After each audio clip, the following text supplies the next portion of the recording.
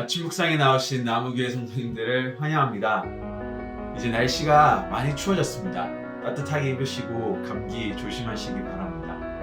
오늘 하나님께서 저희를 부르셔서 하나님과의 관계 속으로 또 나오기를 원하십니다.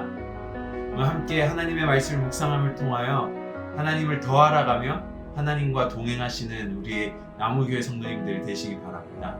오늘 하나님께서 저희들에게 주신 말씀은 출애굽기 14장 13절에서 14절 말씀입니다. 드라마 바이블로 함께 말씀 듣고 오시겠습니다.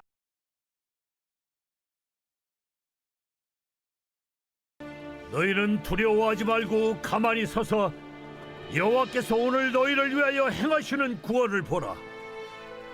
너희가 오늘 본 애굽 사람을 영원히 다시 보지 아니하리라. 여호와께서 너희를 위하여 싸우시리니 너희는 가만히 있을지니라.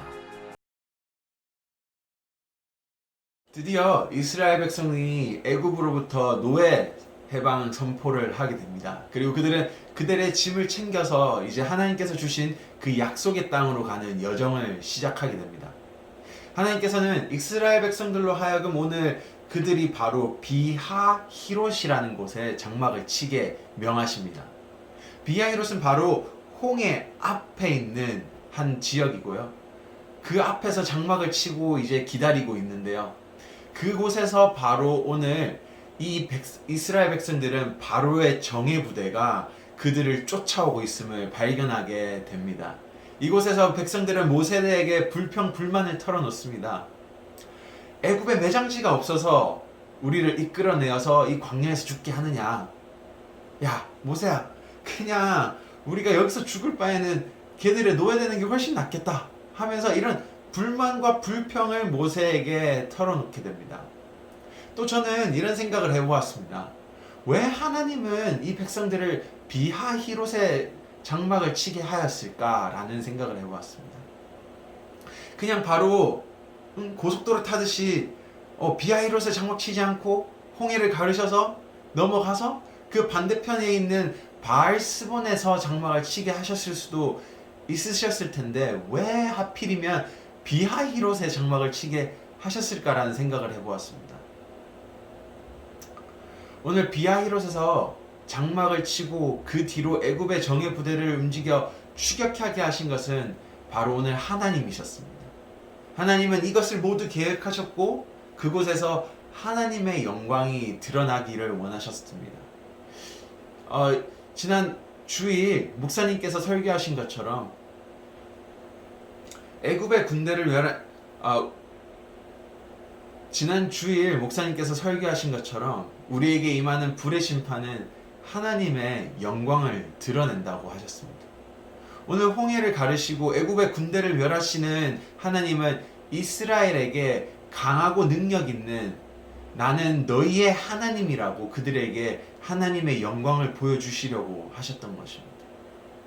더해서 오늘 이런 불의 심판 앞에서 두려움 속에 떨고 있는 이스라엘 백성들을 살펴보면 좋을 것 같습니다.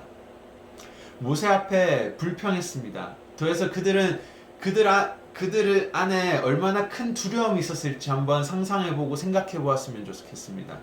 지금 이스라엘 백성은 무엇을 할 수도 없는 상황 속에 있습니다. 그들이 할 수 있는 것이라고는 두 가지밖에 없죠. 바로 바로의 정예 부대에게 죽는 것 또는 홍해 바다에 빠져 죽는 두 가지 선택 상황밖에 없습니다.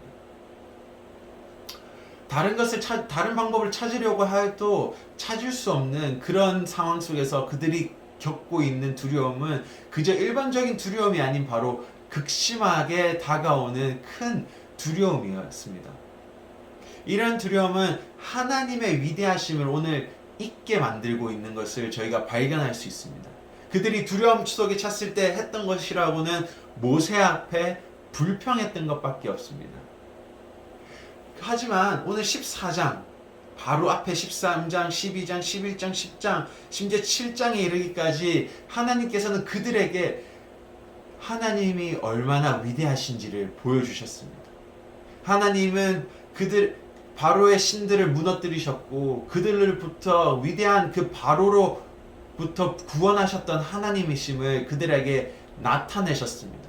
하지만 14장에서 나타난 그들의 극심한 두려움은 하나님을 잊게 만들고 하나님을 보지 못하게 만들었습니다. 여기서 모세는 간단 명료하게 13절과 14절에서 그들에게 말합니다. 여호와께서 너희를 위하여 싸우시리니 너희는 가만히 있을지니라. 여호와께서 모세에게 이르시되 너는 어찌하여 내게 부르시느냐? 이스라엘 자손에게 명령하여 앞으로 나아가게 하고. 하나님께서는 모세와 그 백성들에게 말합니다. 왜 두려워하고 왜 불평불만하느냐? 내가 여기 있지 않느냐? 가만히 기다리고 나의 구원을 기다려라 라는 하나님의 오늘 대답이 나옵니다. 가만히 잠잠히 하나님을 기다리라고 하나님께서는 말씀하십니다. 신약에 가면 이와 비슷한 사건이 나타나죠. 마가복음 4장에 바로 풍랑이 일어 배에 물이 차기 시작했을 때 제자들은 예수님을 찾았습니다. 하지만 예수님을 찾았을 때 그들이 했던 것은 바로 불평과 불만이었습니다. 하나님을 보지 못했던 거죠. 그들의 두려움이 하나님을 찾지 못하고 보지 못하게 만든 것입니다. 작은 아이들로부터 남녀노소에 이르기까지 우리 모든 사람들은 각자의 두려움과 근심, 걱정을 가지고 살아갑니다. 그 우리의 두려움은 죽는 그날까지 사라지지 않습니다. 죽음 앞에 서 있을 때 그 죽음이 주는 그 두려움들이 우리를 맞서고 우리를 에워싸고 하나님을 보지 못하고 그의 영광을 바라보지 못하게 합니다. 그곳에서 하나님이 보이지 않고 오늘 이스라엘 백성들처럼 불만, 불평이 가득할 수 있습니다. 하지만 오늘 모세의 말처럼 가만히 잠잠히 하나님의 구원을 기다려보시기 원합니다. 오늘 비하히롯이라는 곳에서 장막을 쳐서 두려움 속에 거하게 하는 것도 하나님의 계획하심이었습니다. 그리고 그곳에서 구원하신 분도 하나님이었습니다. 오늘 우리가 거하고 있는 두려움도 하나님께서 주신 것입니다. 그 두려움 속에서 불평할 수 있습니다. 하지만 하나님을 찾고 그분의 영광을 발견하는 우리의 삶이 되기를 원합니다. 하나님은 그들이 잠잠히 가만히 홍해 앞과 애굽의 병사들이 쫓아오는 그 상황 속에서 구원하시고 그의 영광을 드러내셨습니다. 하나님께서는 오늘 우리가 거하고 있는 그 두려움 속에서 가만히 잠잠히 하나님을 기다릴 때에 하나님께서는 그곳에서 하나님의 영광을 드러내시며 우리를 구원하실 것이라 믿습니다. 오늘 우리의 두려움 속에서 하나님을 기다려 보기를 원합니다. 하나님께서 우리의 삶 속에 함께 하시기 때문입니다.